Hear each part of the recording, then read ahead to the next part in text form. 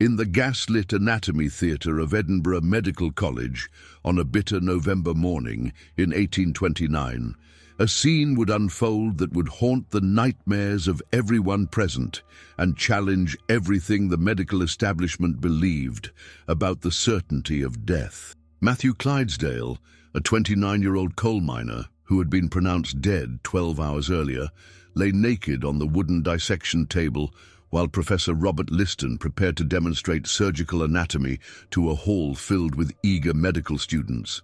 When Liston's scalpel made its first deliberate cut across the corpse's chest, the impossible happened. Matthew's eyes flew open, he gasped for breath and began screaming in terror as blood poured from the fresh wound, transforming what should have been a routine anatomical lesson into a horrifying resurrection that would forever change how physicians approached the delicate boundary between life and death. The Edinburgh of 1829 stood as the undisputed centre of medical education in the English-speaking world, its ancient streets echoing with the footsteps of students who had travelled from across Europe and America to study at the prestigious medical college. The city's old town, with its towering tenements and narrow closes, housed a population that ranged from distinguished professors and wealthy merchants to the desperate poor who scraped out meagre livings in the coal mines and factories that powered Scotland's industrial revolution. The Royal Mile, stretching from Edinburgh Castle to the Palace of Holyrood House, was lined with taverns, shops and lodging houses that catered to the thousands of students who flocked to the city each year. The narrow wynds and closes that branched off from the main thoroughfare housed the working poor in conditions of appalling overcrowding, where entire families lived in single rooms and disease spread rapidly through the unsanitary tenements. Edinburgh Medical College occupied a series of imposing stone buildings near the Royal Infirmary, their Gothic architecture lending an air of scholarly gravitas to the pursuit of medical knowledge. The college's anatomy theatre, with its steep wooden benches arranged in concentric circles around a central dissection table, had witnessed countless demonstrations of surgical technique and anatomical discovery.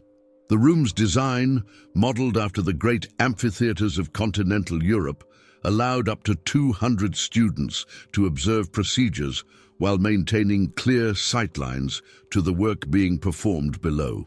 The theatre's walls were lined with glass cabinets containing preserved specimens, human organs floating in alcohol, skeletons articulated in lifelike poses, and anatomical preparations that illustrated the complex structures of the human body.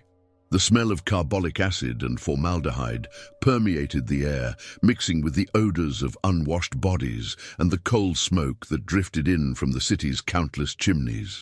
The medical education system of early 19th century Scotland was both progressive and morally compromised, offering some of the world's finest training in anatomy and surgery, while depending on a steady supply of human corpses that could only be obtained through legally questionable means. The Murder Act of 1752 had granted medical schools the right to dissect the bodies of executed criminals. But the number of such cadavers was woefully inadequate for the growing population of medical students who required hands-on anatomical training. This shortage of legal corpses had given rise to the infamous trade in body snatching, conducted by mate resurrection men, who robbed fresh graves to supply the anatomy schools with specimens for dissection. The practice was technically illegal, but widely tolerated by authorities who recognized its necessity for medical education. The poor, who could not afford elaborate burial precautions like iron coffins or watchtowers in cemeteries, were particularly vulnerable to having their bodies stolen for anatomical study, creating a system in which poverty extended its reach even beyond death. The resurrection men operated under cover of darkness, using specialized tools to quickly and quietly exhume recently buried bodies. They worked in teams, with lookouts posted to watch for constables or angry relatives who might interrupt their grisly work. The bodies were transported to the medical schools in wooden carts or canvas sacks, often arriving still wearing their burial clothes and bearing the marks of their recent interment. Professor Robert Liston, the surgeon who would unwittingly attempt to dissect a living man, was one of Edinburgh's most celebrated medical figures, renowned throughout Europe for his extraordinary speed and skill with the scalpel.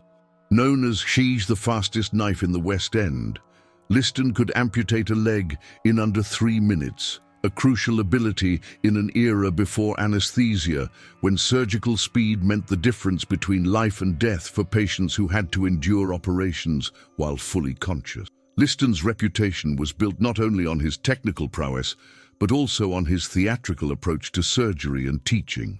His operations drew crowds of students and visiting physicians who came to witness his legendary performances, and his anatomy demonstrations were considered essential viewing for anyone serious about pursuing a career in surgery. The professor's commanding presence and dramatic flair made him a natural showman, though his arrogance and quick temper had earned him numerous enemies within the medical establishment. The surgeon's background was as dramatic as his professional persona. Born into a family of Scottish clergymen, Liston had initially been destined for the church before discovering his passion for medicine and surgery.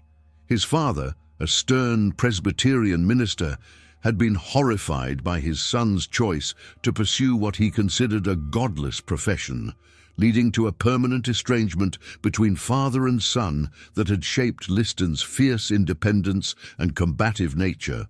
Liston's surgical technique was characterized by bold, decisive movements and an almost supernatural ability to visualize anatomical structures beneath the skin. He could perform complex operations with minimal blood loss and remarkable precision, earning him a reputation that attracted patients from across Europe. However, his success had also bred a dangerous overconfidence that would prove nearly fatal on that November morning in 1829. The circumstances that brought Matthew Clydesdale's body to Liston's dissection table began in the coal mines beneath Edinburgh, where the young miner had worked since childhood in conditions that would have horrified modern observers. The mines were dangerous, poorly ventilated spaces where cave-ins, explosions and toxic gases claimed lives regularly, while the physical demands of hauling coal carts through narrow tunnels left workers prematurely aged and chronically ill. The mining industry in early 19th century Scotland was characterized by brutal working conditions and minimal safety precautions. Miners worked 12-hour shifts in tunnels barely tall enough to stand upright, using primitive tools to hack coal from the rock face while breathing air thick with coal dust and dangerous gases. Cave-ins were common, and the constant threat of explosion from methane gas or coal dust made every shift a gamble with death. Matthew had been born into a family of miners in the village of Dalkeith, just outside Edinburgh, where his father and grandfather had spent their lives extracting coal from the earth to fuel Scotland's growing industrial economy. The family lived in a company-owned cottage that was little more than a stone hovel with a dirt floor and a single room that served as kitchen, parlour and bedroom for Matthew, his parents, and his 3 younger siblings. Like most children of his class, Matthew had entered the mines at age 8. Initially working as a trapper who opened and closed ventilation doors to control airflow through the tunnels. This job required him to sit alone in complete darkness for 12 hours at a time, listening for the sound of approaching coal carts and operating the heavy wooden doors that regulated the mine's primitive ventilation system. The isolation and darkness of this work often drove children mad, but Matthew had endured it with the stoic determination that characterized his family. As he grew older and stronger, Matthew graduated to more demanding work, first as a ash hurrier, who pulled coal carts through the tunnels using a harness attached to his waist, then as a ash hewer, who used pick and shovel to extract coal from the rock face. The work was backbreaking and dangerous, but it paid better than other forms of manual labor available to the uneducated poor, and Matthew had developed the powerful physique and iron constitution that allowed him to excel at this brutal occupation. Despite the harsh conditions of his work, Matthew was known among his fellow miners as a man of unusual vitality and strength, capable of working longer shifts than most and maintaining his good humor, even in the face of the dangers and hardships that defined their daily existence. He had a reputation for helping injured colleagues and sharing his meager lunch with those who had forgotten to bring food, earning him the respect and affection of the tight-knit mining community. Matthew had married young, to a girl named Agnes from a neighboring mining family, and they had established a modest household in one of the company-owned cottages that housed the workers and their families. Agnes worked as a seamstress when she could find employment, supplementing Matthew's mining wages with the small amounts she earned mending clothes for the families of more prosperous workers. Together, they had managed to save a few pounds toward their dream of eventually leaving the mines and opening a small shop in Edinburgh. The couple's relationship was marked by deep affection and mutual support, though the constant stress of poverty and the ever-present danger of Matthew's work created tensions that sometimes erupted into arguments. Agnes lived in constant fear that her husband would be killed or injured in the mines, a fear that was justified by the regular occurrence of accidents that claimed the lives of their neighbors and friends. The events that led to Matthew's apparent death began on November 15, 1829, during what should have been a routine shift in the New Battle Colliery. The mine was one of the larger operations in the area, employing over 200 men and boys who extracted coal from a network of tunnels that extended deep beneath the Scottish countryside. The colliery was owned by the Earl of Lothian, who took little interest in the working conditions of his employees beyond their ability to produce coal profitably. Matthew was working alone in a narrow seam known as the Devil's Throat, and chipping coal from the rock face with his pick and shovel when he suddenly collapsed without warning. The seam was notorious among the miners for its poor ventilation and the accumulation of dangerous gases that could overcome workers without warning. Matthew had been assigned to work there because of his reputation for reliability and his ability to recognize the early signs of gas buildup that might force an evacuation. The collapse occurred around 10 o'clock in the morning, when Matthew was halfway through his shift and working steadily to fill his quota of coal carts for the day. Witnesses later reported that they had heard the regular sound of his pick striking the coal face, followed by a sudden silence that initially caused no alarm. It was only when the next cart arrived to collect his coal and found him lying motionless on the tunnel floor that the alarm was raised. His fellow workers, discovering him motionless on the mine floor, initially assumed he had been overcome by the black dampen, carbon dioxide gas, that could accumulate in poorly ventilated areas and cause unconsciousness or death. The miners had developed their own methods for detecting dangerous gases, including carrying caged canaries whose death would warn of toxic conditions. But these primitive safety measures were not always reliable. The mine's foreman, a gruff Scotsman named Donald MacLeod, who had seen his share of mining accidents during his 30 years underground, examined Matthew's body and found no pulse, no breath, and no response to painful stimuli. MacLeod had witnessed dozens of deaths in the mines and considered himself an expert at recognizing when a man had passed beyond help. He noted that Matthew's skin was pale and cold to the touch. His eyes were fixed and dilated, and his limbs had assumed the rigid posture that MacLeod associated with death from gas poisoning. The foreman's examination was thorough by the standards of the time, including attempts to detect breathing by holding a mirror to Matthew's mouth and checking for pulse at multiple points on his body. When these tests failed to reveal signs of life, and given the dangerous conditions in the Devil's Throat seam, MacLeod concluded that Matthew had succumbed to gas poisoning and ordered his body removed from the mine. The mine's physician, Dr. James Sinclair was summoned to confirm the death and issue the necessary certificate that would allow Matthew's body to be released to his family for burial. Dr. Sinclair was a competent but overworked physician who served several mining communities in the area, dealing with a constant stream of injuries and illnesses related to the dangerous work performed by his patients. Dr. Sinclair's examination of Matthew's body was conducted in the mine's first aid station, a small building near the entrance where injured workers received basic medical treatment. The physician checked for pulse at the wrist and neck, held a mirror to the mouth to detect breath, and tested for reflexes by pricking the skin with a pin. He also examined Matthew's eyes for signs of life and listened to his chest with a primitive stethoscope, searching for any indication of cardiac or respiratory activity.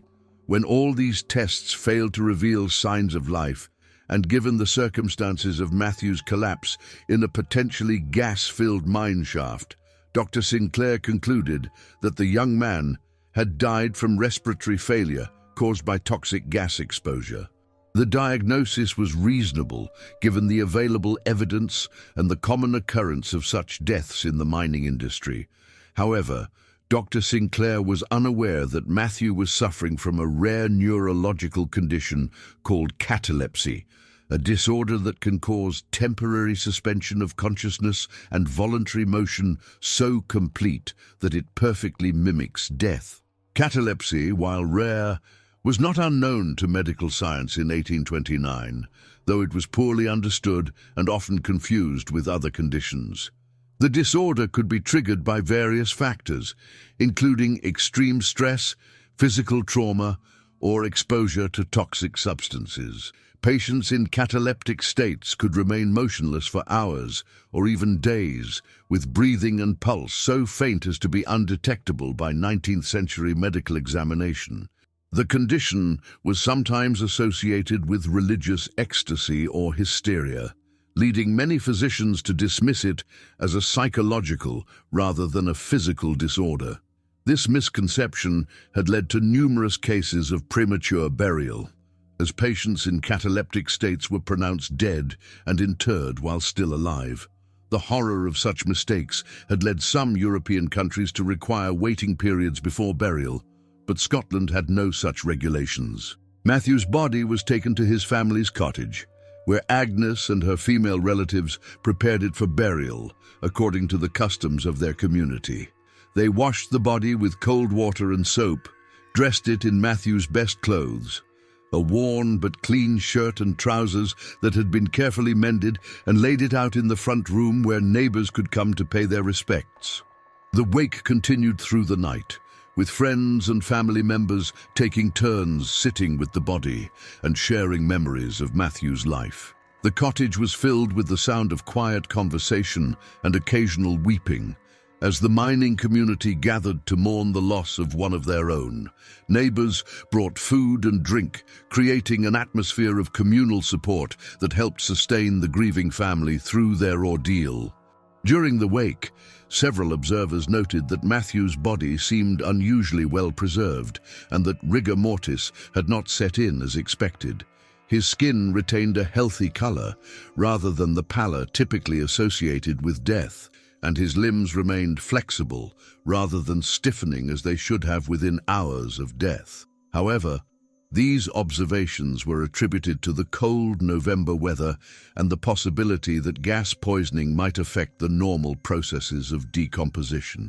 Agnes herself noticed that her husband's body felt warmer than she expected, and that his face seemed peaceful rather than bearing the expression of suffering that often marked the features of those who died violently.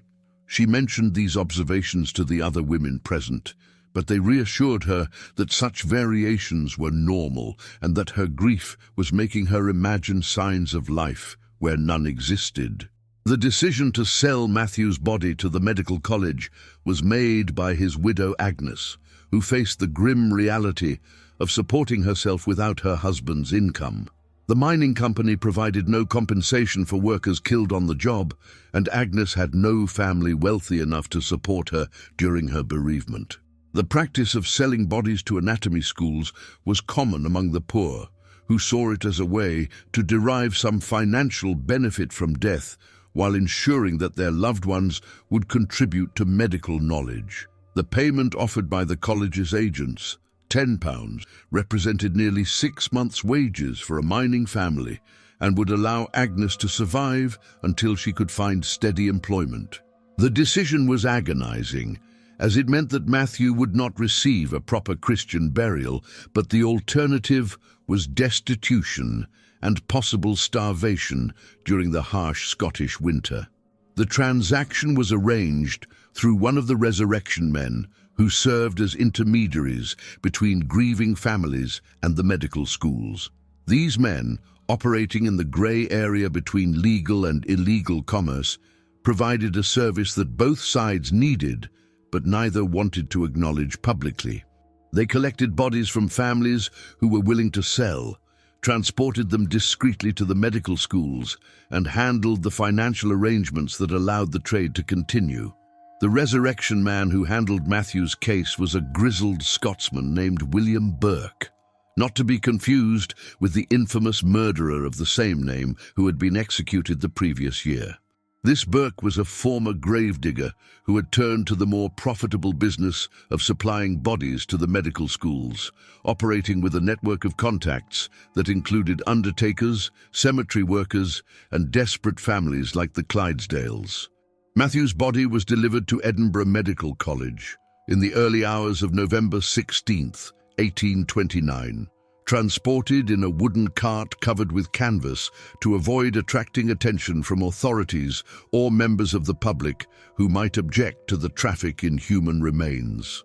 The body was received by the college's anatomical assistant, a dour man named James Wilson, who recorded its arrival in the ledger that tracked specimens for dissection, and assigned it to Professor Liston's upcoming demonstration on thoracic anatomy. Wilson's examination of the body was cursory, focused more on administrative details than medical assessment. He noted that the corpse appeared fresh and suitable for anatomical study, with no obvious signs of disease or decomposition that might make it unsuitable for educational purposes. The body was placed in the college's storage area, a cold basement room where cadavers were kept until needed for dissection. The anatomy theatre was already filled with students when Professor Liston arrived for his morning lecture, their excited chatter reflecting the anticipation that always surrounded his demonstrations. The professor was known for his dramatic presentations and his willingness to attempt complex dissections that other instructors might avoid, making his classes essential viewing for students who wanted to witness cutting-edge anatomical technique. The students who gathered that morning represented the future of British medicine, young men from wealthy families who could afford the substantial fees required for medical education.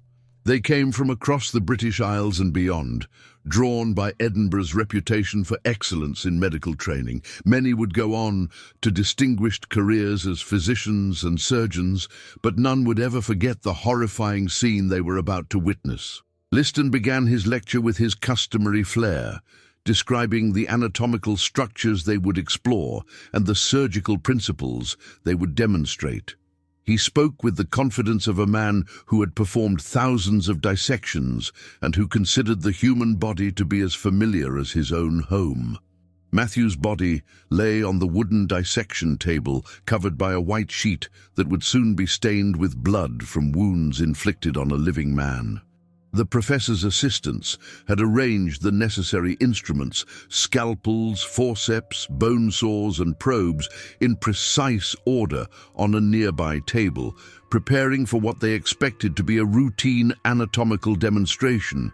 The instruments gleamed in the gaslight, their sharp edges reflecting the flames that illuminated the theatre and cast dancing shadows on the stone walls.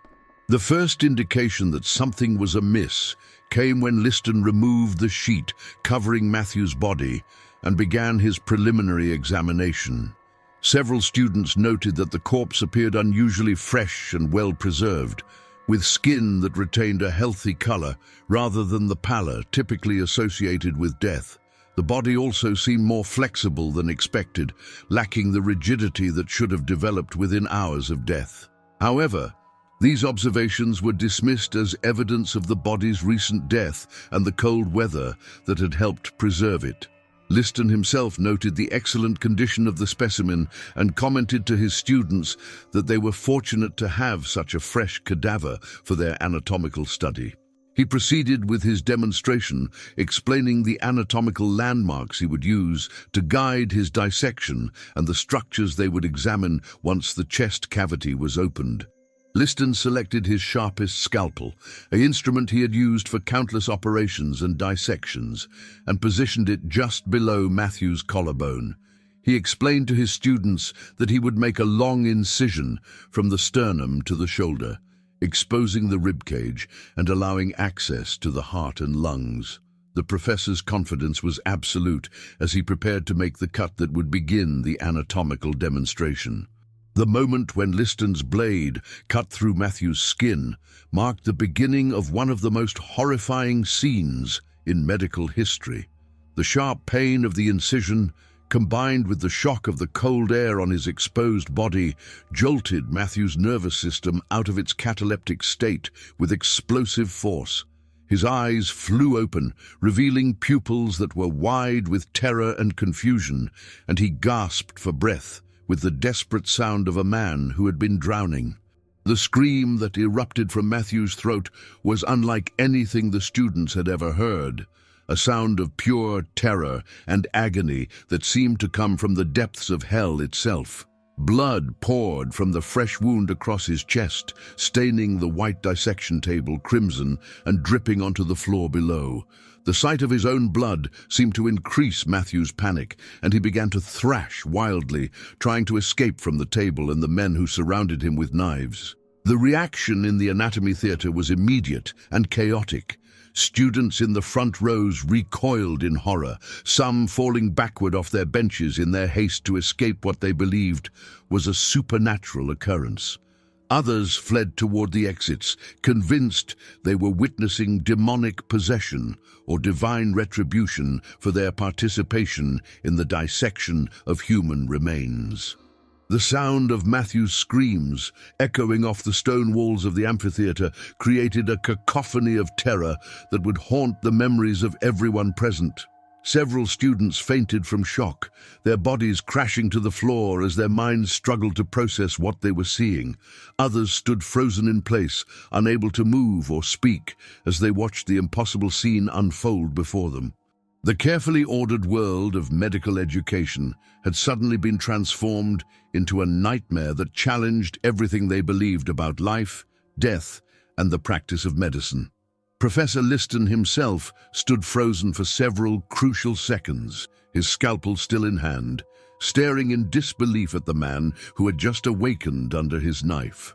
The professor's legendary composure, which had served him through countless surgical emergencies, temporarily deserted him as he struggled to comprehend what was happening. The sight of Matthew's terrified eyes and the sound of his desperate pleas for help created a moment of paralysis that seemed to last forever. Matthew's own experience of awakening during his dissection was a nightmare beyond imagination. He found himself naked on a table, surrounded by strange faces, with a man in a blood-stained apron standing over him holding a knife. The pain in his chest was excruciating, and the sight of his own blood flowing from the wound filled him with terror. His last clear memory was of working in the mine, and he could not understand how he had come to be in this horrifying situation. The young miner's desperate attempts to escape from the dissection table were hampered by his weakened condition and the disorientation that followed his emergence from the cataleptic state.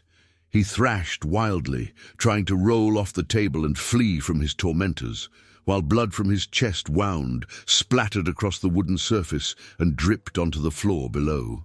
His screams for help and mercy echoed through the theatre, creating a scene of chaos and horror that no one present would ever forget. Dr. Liston's recovery from his initial shock was swift and professional. Despite the unprecedented nature of the situation, his medical training and surgical experience allowed him to quickly assess Matthew's condition and take appropriate action. He immediately applied pressure to the chest wound to control the bleeding, while shouting orders to his assistants to bring bandages and prepare for emergency treatment. The professor's first priority was to stabilize Matthew's condition and prevent him from bleeding to death from the surgical wound. The incision, while not deep enough to penetrate vital organs, had severed several blood vessels and created a significant risk of hemorrhage. Liston's quick action in applying direct pressure to the wound probably saved Matthew's life, though the psychological trauma of the experience would prove more lasting than the physical injury. Once the immediate medical emergency was under control, Liston faced the challenge of explaining to the terrified man what had happened to him and why he had awakened to find himself being dissected. The professor's explanation that Matthew had been pronounced dead and delivered to the medical college for anatomical study was almost impossible for the confused miner to comprehend. The idea that he had been dead, or at least thought to be dead, seemed as incredible as the nightmare he had just experienced. The news of Matthew's resurrection spread through Edinburgh with lightning speed, carried by the students who had fled the anatomy theatre and by the college staff who had witnessed the unprecedented event.